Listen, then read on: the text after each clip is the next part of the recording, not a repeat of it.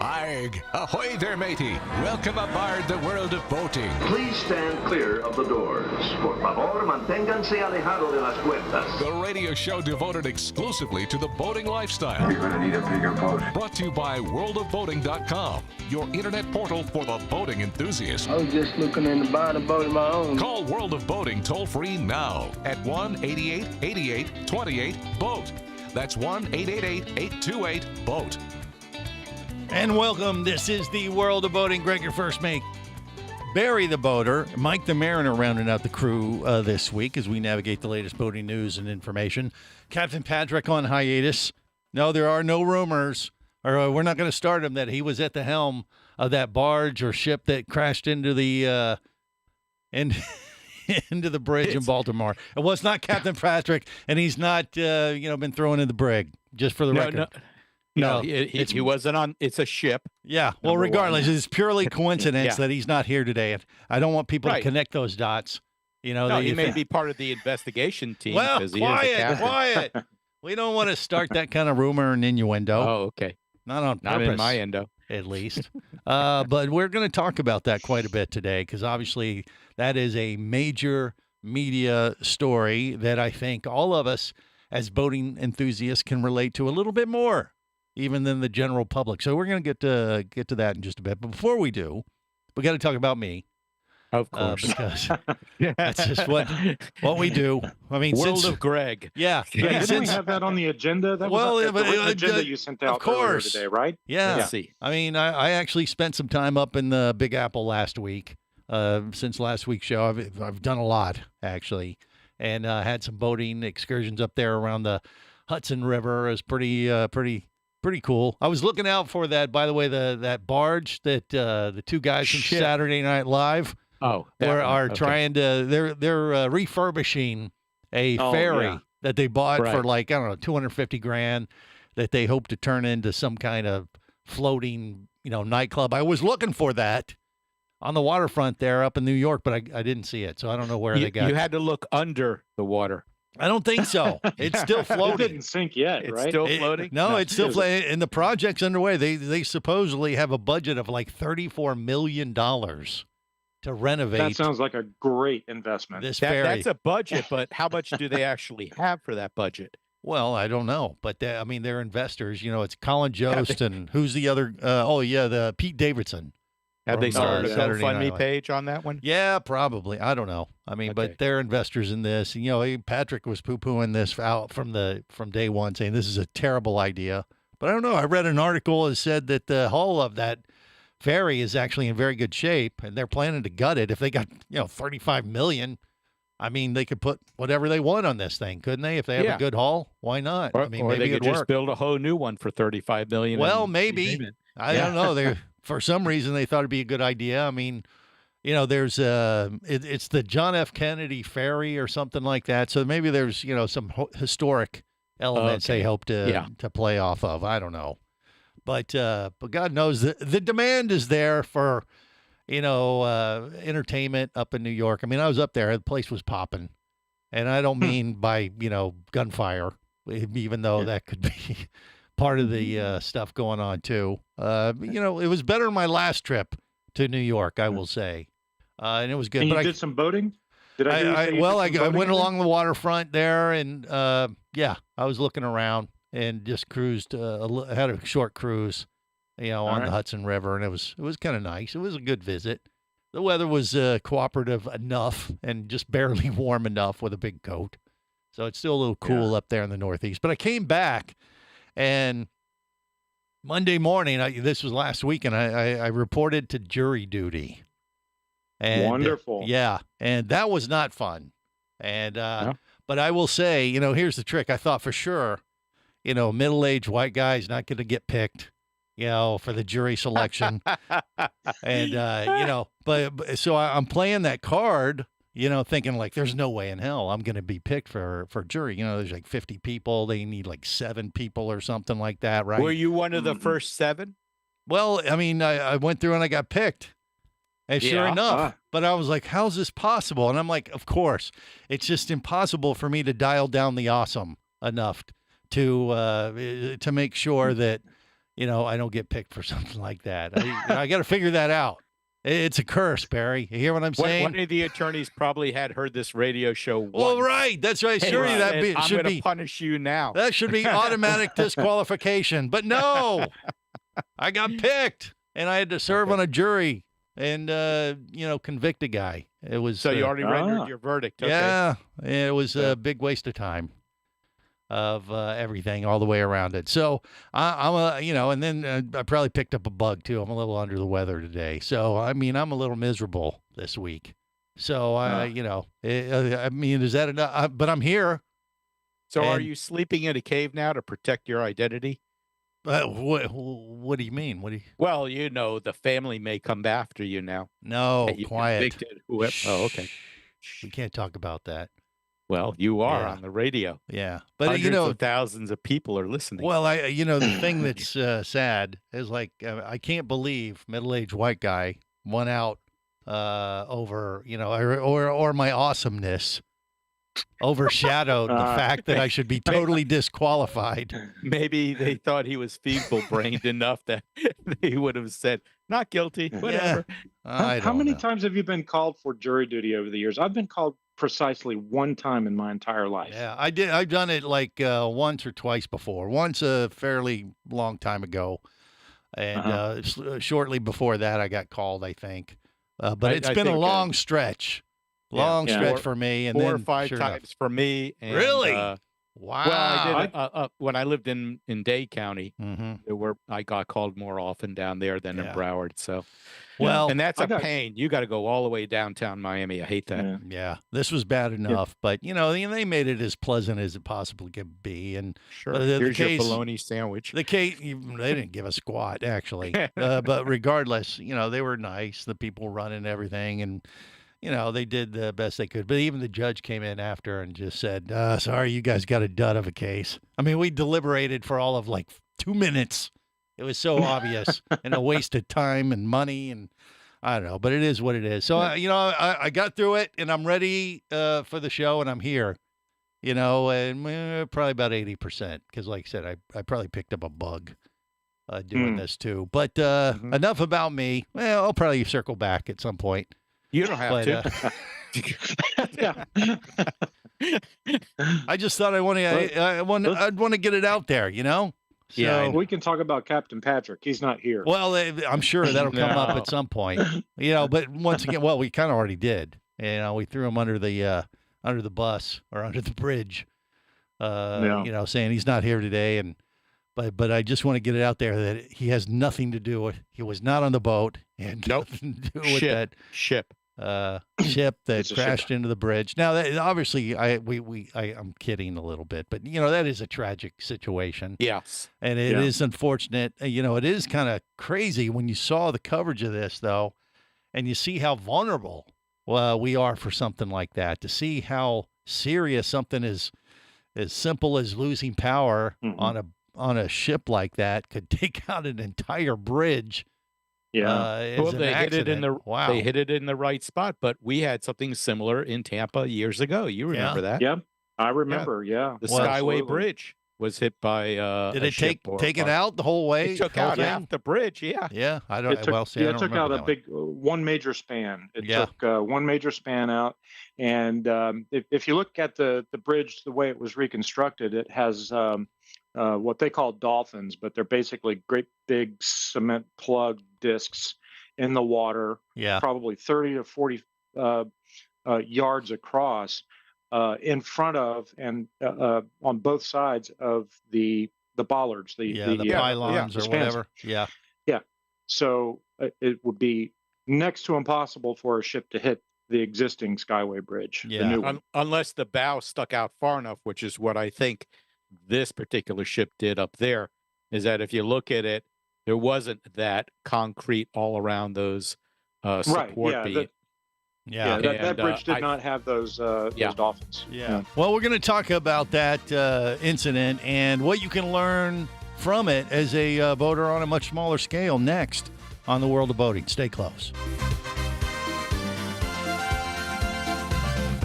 You're listening to The World of Boating Radio Network.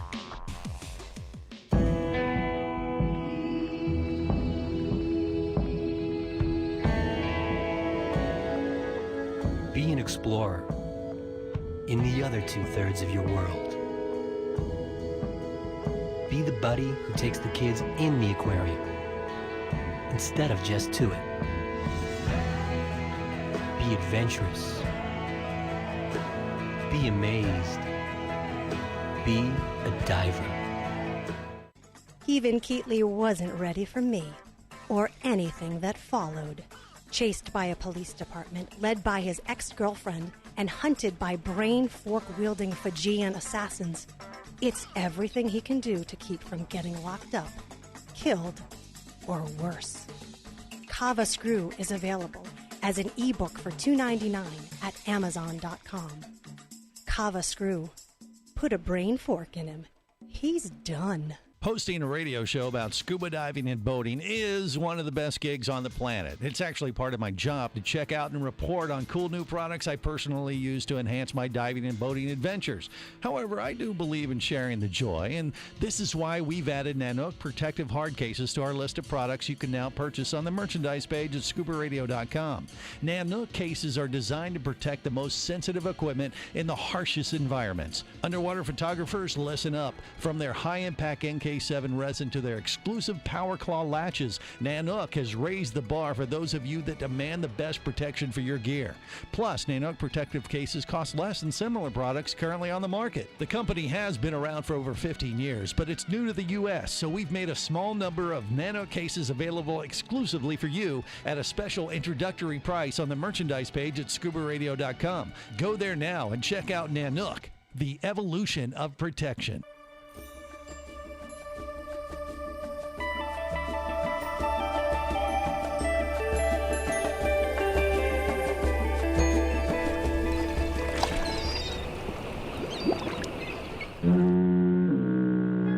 Successfully navigated the Sea of Commerce and now are clear to cruise with the World of Boating. I do like the water. The radio show devoted exclusively to the boating lifestyle. The sun, the sea air, good friends. Brought to you by worldofboating.com, your internet portal for the boating enthusiast.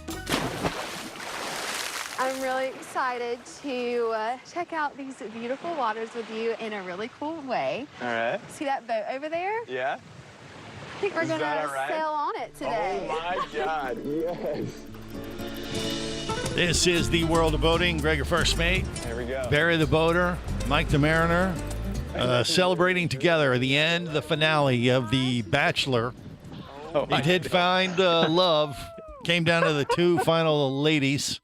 I thought they were going to, I'm sure you're right there with me, Barry, at the end there. I thought, hey, this is going to be the first time they end with a proposal to both ladies. It was going to be like two ladies, one guy. That's what they were kind of setting it up for. Is like there's a big twist at the end. He's going to propose to both, and they're going to be a three-way crazy thing. But no, he settled on one. So you have strange dreams at night, don't you? No, you were right there with me. You were like, oh my gosh, this is going to be awesome. So this is that ancient Bachelor one, right? The old guy. No, this isn't. That was like a season ago. He died? No, he's still alive. What is wrong with you, Barry? Gee whiz. No, it's just the regular Bachelor. Well, after the marriage and the honeymoon, he might have. Yeah. Clear. Okay. The ticker going again. I don't know. Barry's focused B-fib. on other things and wishful thinking for right. the series of The Bachelor.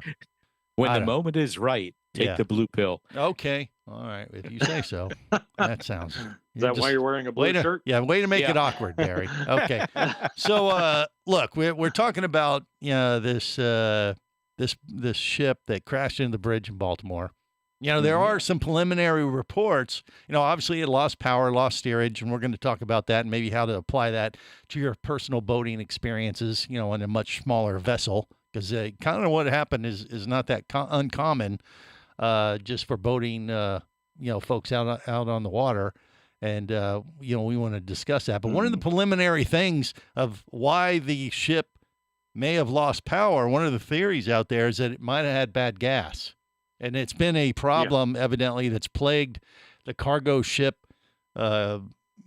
carriers for some time now, like where they get bad gas over in China or someplace and it's contaminated, and at some point it fouls the systems and they lose power, and And that's one of the theories that the NTSB are going to be looking into. It's going to take them, God knows, probably a year to figure it out. But first of all, it isn't gas; it's probably diesel. Okay. Yeah. Well, okay, whatever. Fuel. It's Yeah, a form. right. It's a form of. Yeah. Yeah. Right. Mhm. And also, you did see just before it happened a lot of black, thick smoke, like it was running really rich. Yeah. So Well, something was burning. I mean,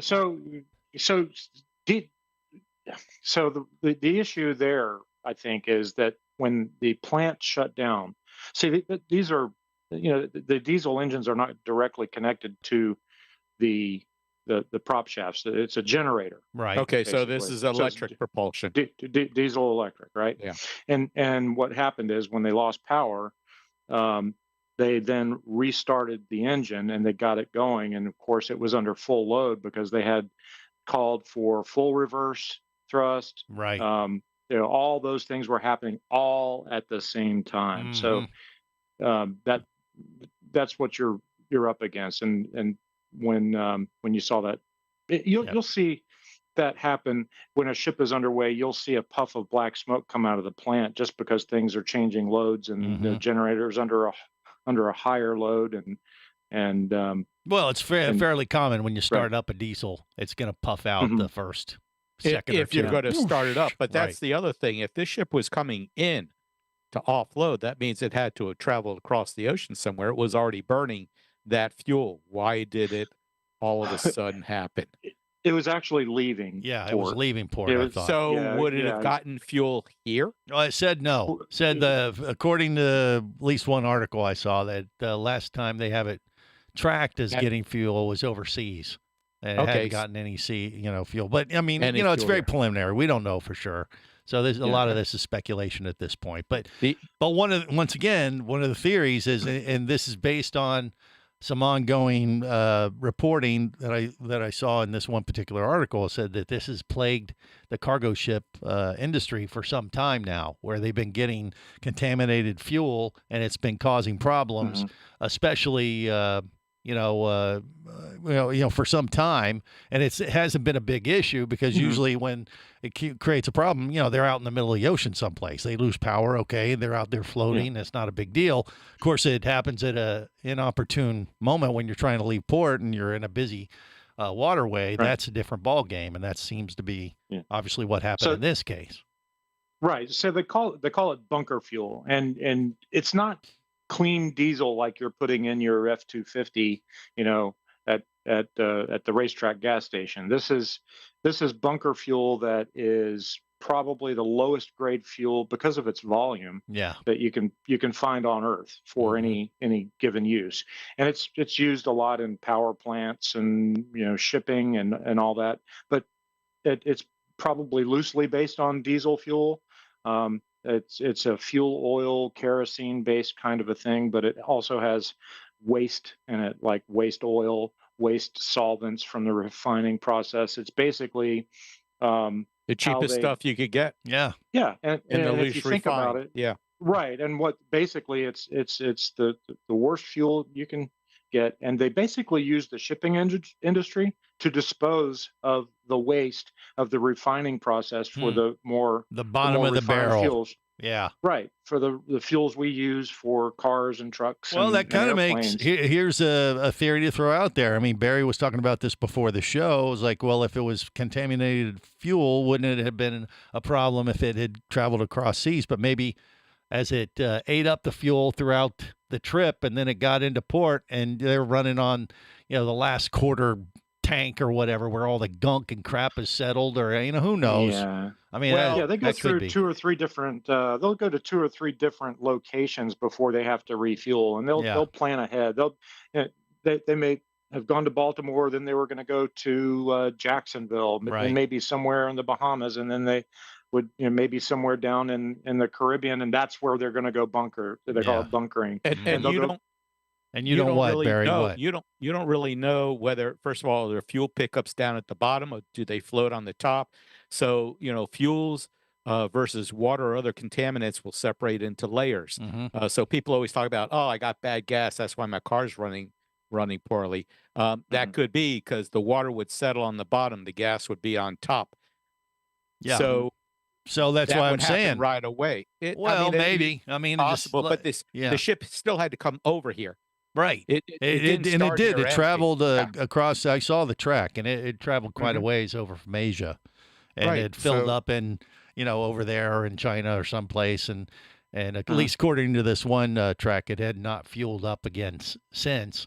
And then once they got into Baltimore and they loaded up, they had, if they didn't take any fuel, were they running on, the last bits of what they had in there? And did that create a problem? You do that? Because then you're going to be out in the ocean again. Well, I don't know. I don't know where they were going. I'm just saying this is a theory. We don't know. Yeah, it's all speculation, but it is a problem. The contaminated fuel. This isn't. This has been an ongoing issue, at least according to this one article. So we'll find out soon enough. It holds any, if it pans out. All right. More coming up. Stay close. You're listening to the World of Boating Radio Network.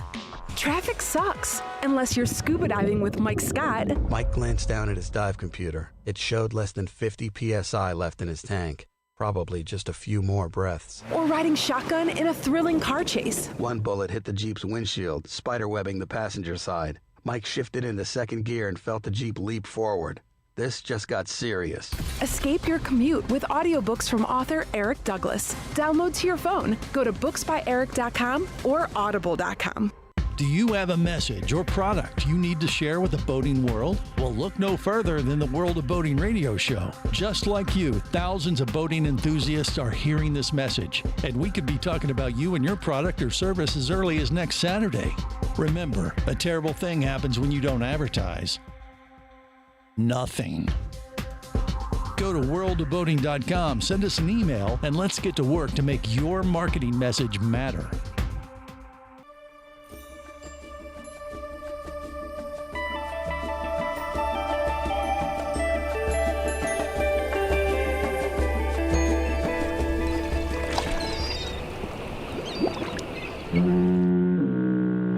Successfully navigated the Sea of Commerce and now are clear to cruise with the World of Boating. I do like the water. The radio show devoted exclusively to the boating lifestyle. The sun, the sea air, good friends. Brought to you by worldofboating.com, your internet portal for the boating enthusiast. The word ship is hidden inside the word leadership as its derivation. So, if this office is, in fact, a ship, as its leader, I am the captain. But we're all in the same boat. Aye, aye, Captain. Captain, please, can you see my fire? Message in a bottle, starboard side. This is the World of Boating. Greg, your first mate, Barry the Boater, Mike the Mariner, rounding out the crew. All right, so we're talking about the barge that crashed into the bridge there in Baltimore. One of the working theories at the moment, and this is from a story from NBC News, by the way, and they tracked the satellite information of the ship before it got to Baltimore, and it got fuel in China and in South Korea. And one of the working theories is maybe it got contaminated fuel, which evidently has plagued the cargo ship industry over the last few years. And, not normally a problem if it happens when you're out in the open ocean, but of course in a situation like they were in Baltimore, you lose power and you have no control of a big ship like that, and it crashes into a bridge. You have this tragedy that we've had. So the lesson, we'll find out whether the NTSB tracks down and finds out that it was contaminated fuel that caused them to lose power of the engines and then lose control. We don't know. It's very much speculation right now, but they were basically saying that, the fuel coming from overseas in China and Asia is not necessarily up to the standards in other places in the world or whatever, or they're a little loose more in that gunk that can get in the fuel. You think, Mike? What do you think? Well, that can happen anywhere. It's probably the most inconsistent fuel source on Earth. Yeah. And you could be getting fuel in New Orleans and it would be just as bad. I mean, how do you keep that like in the boat you have now? I mean, like you said, I've had friends that, get contaminated fuel in their cars, or obviously can happen to boats just as easily. Is there anything you do? Do you only buy your fuel, for instance, from a reputable brand or something at the dock, or how do you look at that kind of stuff? Yeah, well, I mean, any marina, the fuel standards in the United States for a commercial vessel is completely different than what I use. So Right. I'm using basically marine grade diesel, which is the same grade as what you would put in your F-250. So it's high quality diesel fuel. Right. It's the same, but it is marine and farm. So you can't put it in your vehicle. It's for boats and machinery only. So, But is there anything you do personally to make sure that, or like taking a next step up, like, well, I'm not going to buy my fuel from this source, I'll get it here, or is it pretty much across the board where you are? I use the same fuel source when I'm in the local area, but when I'm on a trip, if I'm going up to Georgia or up the Eastern Seaboard, I will pick different marinas that I know have good diesel. Of course, I'm not going to pull into Fred's bait right. shop, right, and then right, exactly. What do you think, Barry? What about fuel that you put in good fuel, but over time it deteriorates? You say I understand that bacteria can grow in it. You can buy chemicals to add to the fuel, like stabilizer I or put something. stabilizer in my gas fuel systems, but diesels seem to be really prone to critters growing in this stuff. Really? Right. Absolutely. Like what kind of critters are we talking about? What do you mean? Algae. Oh, algae. Different algae. Oh, okay. All right. Right. And I guess the best defense against that is frequent use. So I'd never have diesel in my tanks long enough for that to occur. Yeah. I do add additives to my diesel, but I use the boat enough that doesn't keep it become an fresh. issue. Right. Yeah. Yeah. I have a problem. Yeah, my fuel filters look brand new. Yeah. And, I mean, I've had the bad fuel thing in my lawnmower many times actually, because here in Florida we get a break during the winter months where we don't have to mow. Not like they do up north, but man, if you haven't stored it properly and you leave that gas hanging around long enough and don't put stabilizer in it, you're stuck. Yeah, I can't believe that you actually push a mower.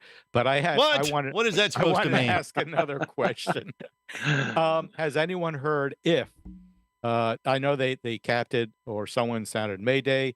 I know that they said alarms went off. Does anyone know if the ship actually blew its horn? Was it hanging on that horn trying to get people's attentions that, hey, something's wrong? Well, they did get the Mayday out there early enough. That's on a radio. Well, yeah, and the police shut down the bridge, so there definitely was a warning that way. They were told to shut down the bridge, but there were still people working on the bridge. If they were coming up to a bridge, did they lay on that horn like there was no tomorrow? Right. Yeah. Well, I don't know. The collision warning. I don't know. That has not come up. Right. I haven't heard that discussed. I would think that if there was an inkling that there was going to be a collision with something, then there should have been a collision warning, right? An audible collision warning. It hasn't been brought up in any of the news reports that I've seen. No, I haven't either. But that's a great question. Yeah, I mean, and once again, I'm sure we'll find out at some point, and whether the fuel or whatever becomes a factor, we'll find out in time. But once again, I look at this incident and what can we learn from it? One of the things: make sure your fuel's good and fresh. Make sure you don't get stuck in that situation. But the main thing that it caused, whatever caused it, they lost power, and which means they lost steerage and they couldn't maneuver the cargo ship, away from the bridge because they had no way to do that. I mean, I heard some reports that he tried to move the rudder at the last minute or whatever to try to do some steering. But if you lose power, you lose steering. There's really nothing you can do about it. Is that right, Mike? Yeah, absolutely. At that point, it was like storming the gates of hell with a squirt gun. Yeah. When you have no thrust, your rudder authority goes down exponentially. So that's why they were trying to speed the ship up to 8 to 10 knots. You need that speed to be able to control the vessel. Yeah. So if he did full rudder to port after the power loss, and the ship was already predisposed to making a right turn in preparation for going under the bridge, then it would just continue to, a ship that heavy would continue to have that momentum to the right. So, Right. And I did pull up a map of that, and I could see how it was heading out to this huge bay, which I guess is that takes them somewhere down. They end up heading south to the Chesapeake, and somewhere they exit. But the point is that now I understand why he was to the right side of the bridge. But he seemed very close. If you look at the tracks that they showed, if you follow that track, it was very close to the right-hand side of that bridge. It wasn't in the middle, and I can understand why it wasn't. There's a big power line hole there right in the middle, almost acting like the dividing line between left side and right side. But it just seemed like he was too far over to the right. But if you look at it, he had to turn to the left eventually anyhow. So maybe he was just taking it tight to the right, and then he would have enough room to turn to the left. I don't know. Yeah. Well, when you lose power like that, and I've been on a boat before where we had to traverse under a bridge, just an overpass down in South Florida before, and the buddy I was with, the same thing happened. He got caught in the current, and he lost control. He didn't have enough power because the current was too strong, and sure enough, he bumped right into the bridge. It wasn't massive damage. There was actually, he took out a light, one of the control lights on the bridge, and had to, pay for that accordingly. But I was surprised how, he was dead in the water. He had no control, and it was like slow motion, like, we're going to hit this thing. like, and I was like, I don't know what you do in that scenario. I mean, and that's where I want to steer this conversation here on the World of Boating today. What can you as a boater learn from this incident? Like if you find yourself without power and you have to navigate around a hazard. That's next on the World of Boating.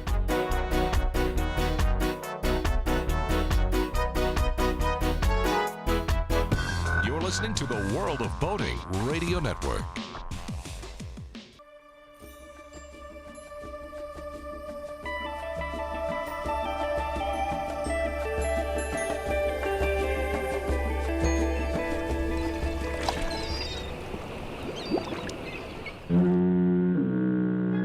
Successfully navigated the Sea of Commerce and now are clear to cruise with the World of Boating. I do like the water. The radio show devoted exclusively to the boating lifestyle. The sun, the sea air, good friends. Brought to you by worldofboating.com, your internet portal for the boating enthusiast. You were expecting maybe the Easter Bunny? Here comes Peter Cottontail. This is the World of Boating. Greg, your first mate, Captain Patrick, is not here, but we got Barry the Boater and Mike the Mariner rounding out this crew as we navigate the latest boating news and information one day before Easter. And hopefully you're going to make the best of it and get plenty of candy and celebrate accordingly. If you're a diver, Barry and I actually, we look out not for the Easter Bunny, but the Easter Eel. It's a whole diving thing. You can look it up online, Google it, Easter eel. It'll pop out. It's a real thing. I'm not just making this. It's terrifying. It's a real thing, and we celebrated on our scuba radio show accordingly, as the demented divers that we are. But that's a whole nother show, whole nother issue that might require therapy, and we don't have time for that. We're talking about the bridge incident in Baltimore and what the cargo ship encountered and what you can learn from it as a boater. Now, they say they lost power and they couldn't navigate, and that's what caused them to crash into the bridge. Makes total sense in that regard, and why they lost power we'll find out soon enough, and we've discussed that enough. But when you find yourself on a boat, and I've had this happen to me, where we had to navigate around a overpass down in South Florida, and sure enough, the guy's boat I was on, he lost power, and the current was strong, and he slammed right into it and broke one of the marker lights, and it was a little, a little freaky. I mean, but we were going pretty slow, but it was like slow motion. I was like, we're going to crash into this thing, and sure enough, we did. And it wasn't like a fast ramming or anything, and nobody was hurt. But I was like, golly, you lose power like that. What can you do? What would you do, Barry? Anything? Well, the first thing is that because Surprise is a small, light boat. Yeah. There are a couple of things I do when I come up to a bridge. Number one, I look to see what the current is like. And you can see that as the water is traversing through the bridge, whether it's coming towards you or or you're going with it, flowing Right. with the current. When you're flowing with the current, it's fairly easy to cut back on power and just let it take you through. And I try to stay in the middle. All right. But when Yeah. I'm going into it, you have to be willing to gun that engine a little bit to get moving, at least in my boat. I've sat in current strong enough where I could have the engine at 1800 RPM and still not go anywhere. Wow. You're just literally sitting in one place. When you're coming up to that, you've got to tell yourself, I need to speed up a little bit. I guarantee FWC or any of the local police are not going to pull you over for something like that. Right. They don't want to see you flying through the bridge. Yeah. But they realize smaller, lighter boats are going to have a problem when the current's coming in. And then the one other thing is that if I'm behind a much larger yacht or I see a much larger yacht coming through, I will wait till they go through. If you're behind them, that water is disturbed, and that could cause you to go either to port or to starboard. Yeah. And if they're in front of you coming through, let them come through. Let the water settle down again, and then go through, at least in my boat. Makes sense. Mike the Mariner, what say you? Yeah, the same principles apply to small and large boats. Larger boats are obviously less maneuverable, but the thing you have to do is to try to maintain appropriate speed for the condition. So if you're approaching a bridge and you've got a following current, you may think, okay, I need to slow down so I don't go through the bridge too fast. Well, it kind of goes back to what I said earlier. When you reduce thrust, you exponentially reduce your rudder authority. Yeah. So even it's speed relative to the water. So if the water's moving at 4 knots, you still need to move at 6 or 7 knots more than that, right? Just to maintain rudder authority. So you might think you're flying through that bridge, but really you're going through at a safe speed. Right. It's kind of like flying. Greg, it you're is a pilot, very much. and you have to look ahead at your next maneuver. That's why you should be studying your charts if you're on in a navigation situation. Well, when you're taking off, you got to know which way the wind's blowing and Right. compensate with your controls and all that kind of stuff. And like what Barry was talking about as far as other vessels, other planes, there is a buffer zone between like a big plane taking off and letting the wind settle down its wake before you attempt to take off behind another airplane. Because same thing can happen. You don't see it, but it's there, and they've twirled up the wind, which is just like the waves on a boat. And if you get caught in that, it can send you a loopy, and which is not good in an airplane, obviously. Yeah. But when you're in a waterway in a marked channel, you should be planning your turns, especially in a vessel that weighs.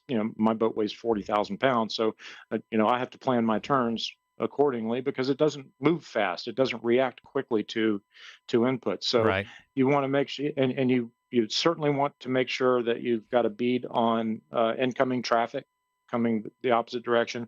And before you make a turn, you're going to take a look to make sure that you're not being overtaken by another vessel. You don't want to do anything.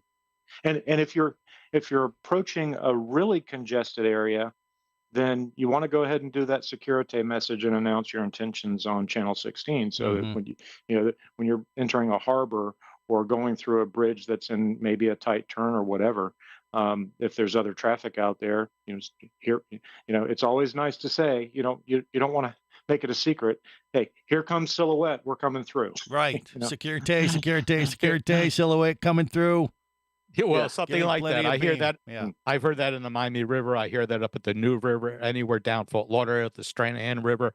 You'll hear the bigger yachts give Securite that they're coming through or underneath a bridge or something like that, so that people that have the radios on will know what's going on. Right. Now, what about losing power, though? Have you ever had that happen to you, Mike, where you're cruising through some area and you're navigating, and all of a sudden you feel like, this engine's not working and I'm screwed? What do I, what's the contingency if you lose power like that and you're trying to navigate through something like that? Is there a plan B? Okay, so there's a couple of things. One, I have had that happen accidentally, and I got the engines started again. When you shut down diesels really quick, when you pull the throttles back really quick, you can sometimes just make them go dead. Yeah. And I learned that lesson. So, quickly go into neutral, get the engines back up and running again. Everything was good. But and the pilots on that ship up in Baltimore did this. If you are in a situation where you've lost power and your steering authority is not good, and you're in confined waters, drop your anchor. So get that anchor in the water and get your boat stationary so you can work the problem. The other thing is, let's say you're in the intercoastal waterway and maybe you don't have time to get to your anchor because typically you have a lanyard connected to your anchor. So someone's got to go out, disconnect the lanyard, and then you can drop the anchor. If you don't have time to do that, and there's a sand shoal nearby, just nose your boat into the sand shoal. You know, you're not going to hurt anything. As long as it's not rocky, you're not going to hurt anything, but the boat will be stable, you'll be safe, and then you can work the problem. So there are various things you can do to secure the vessel without major damage. Barry, that ever happened to you or no? No, I've never had it cut out, but what I did do last time we went out is I bought myself a push pole. So that if I had an issue with the engine cut out, I could at least go to either port or starboard side and kind of push my way wherever I was going, and then I could drop anchor. Well, when you say push pull, what do you mean? Like an electric motor? It's a long hook. No, a pole. It's so a pole I mounted to the side of the boat because we noticed going underneath or around certain shallow areas, it was better for me to shut the engine, tilt the engine up, and just push our way through. Right. So I mean, we're talking about a 17-footer center console. Yeah, it's a small boat, but it can still, you could still lose power and have problems like that. Yeah. But honestly, when I leave the dock, if the engine isn't running, if something's not quite right, if it's smoking or something like that, then I'm just going to put it back on the trailer. I am not going to push my luck with that. Yeah. Well, there you go. I mean, there are things we can learn as boaters from these incidents that happen in the mainstream media. And maybe we've covered those at least somewhat adequately today on the World of Boating. And on that note, we're going to wrap it up. Till next time, remember, whether it's sail or motor, life is better as a boater. Safe boating, everyone.